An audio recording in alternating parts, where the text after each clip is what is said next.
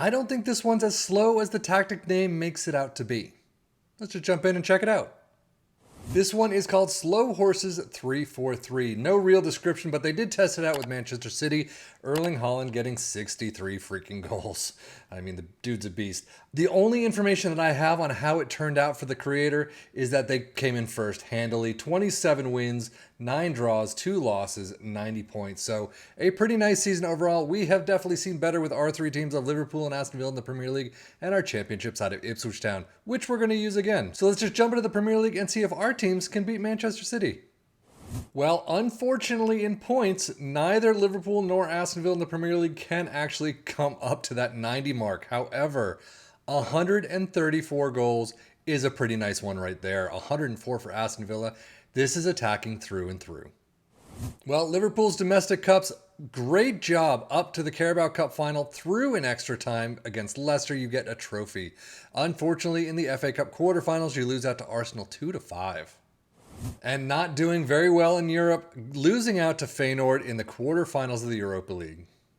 So overall, I mean, not an awful season. Quarterfinals of the Europa League and the FA Cup. You do win the Carabao Cup, so you come home with a trophy. You are 4 points off of the Premier League lead. It just didn't happen this time around. Squad-wise, goals 34 for Salah. He is just throwing it around now. 23 for Jota, Nunez with 22, and Gakpo with 20. So a very nice mix all throughout that attacking side. 21 assists for Harvey Elliott. Very interesting. 19 for Salah and Nunez. So they're all getting into the mix. But average rating Salah with a 7.68, 7.43 for Nunez. This is attacking. No question about it. Well, Aston Villa lose immediately in the Carabao Cup third round against Wolves 0-1, so that hurts quite a bit, but they have a perfect run through to the FA Cup final, beating Newcastle 4-2. And they get their second trophy in the Conference League final, 3-0 win over Xabi Alonso's Bayer Leverkusen. So even though they're 9 points below Liverpool in the Premier League table, it seems like they had a bit better of a season. Of course, the Carabao Cup was awful, but at least they're in the Champions League next season. And squad-wise, goals 33 for Watkins, 32 for Diaby, Zaniolo with 24, and Morgan Rogers comes in with 20. That is pretty nice. Matty Cash with 20 assists, as does Leon Bailey. And then average rating, Zaniolo gets a 7.50. Data Hub is pretty much what I'm expecting to a degree, attacking through and through for Liverpool. Defensively, they've got some issues here.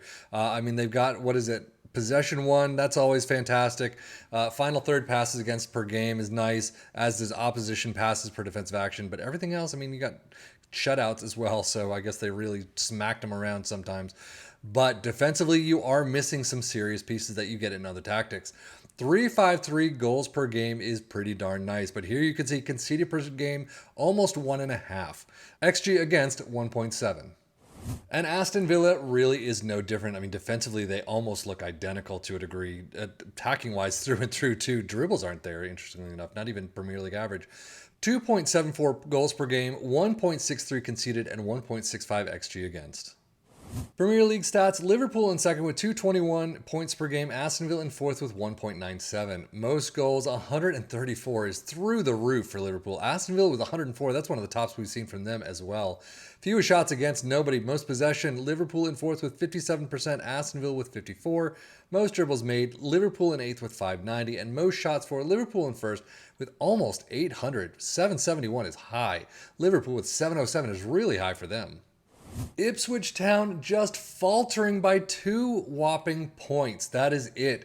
Now, I usually say in these tactic talks that if you take control of this, you could do it better than I could. This is just a single holiday save. I am doing nothing. I'm not controlling anything from transfers to match shouts and match changes throughout.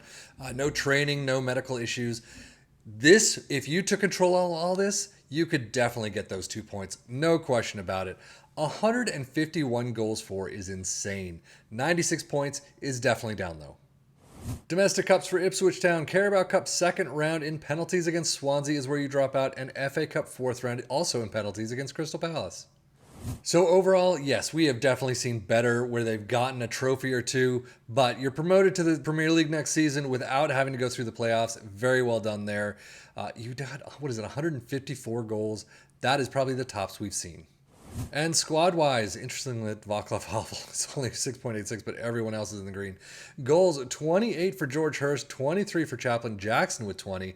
Assists, 29 for Wes Burns. That is massive. And then George Hurst gets a huge, whopping 7.65. That is definitely one of the highest we've seen in this team. Championship level stats, Ipswich in second with 2.09 points per game. Most goals in first, clearly, 151, not 154. But still, that is absolutely amazing. Most possession in fifth with 57%. Most dribbles made in eighth with 689. And most shots for with 870 in first. So this tactic is very much an attacking tactic. So let's take a quick look. Sweeper keeper in defend is where we start. Inverted fullback in defend on the left and the right with a ball-playing defender in the center spots. Two defensive wingers in support. Sigurd Volantes in attack in the midfield, and then a complete forward on both sides in support and an advanced forward in attack up front.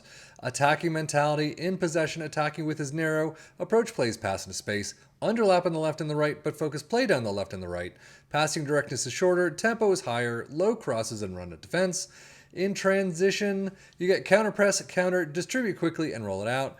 And then out of possession, a high press line of engagement, a much higher defensive line, trigger press much more often, prevent your goalkeeper distribution, get stuck in, step up more, and invite crosses. So overall, how did it do for these three teams? I mean, clearly it did well. All three teams are up into the next section. For Ipswich Town, it's the Premier League. For Aston Villa, it's the Champions League. Liverpool is second place. So, I mean, all of them did very well. But clearly, this is an attacking tactic through and through.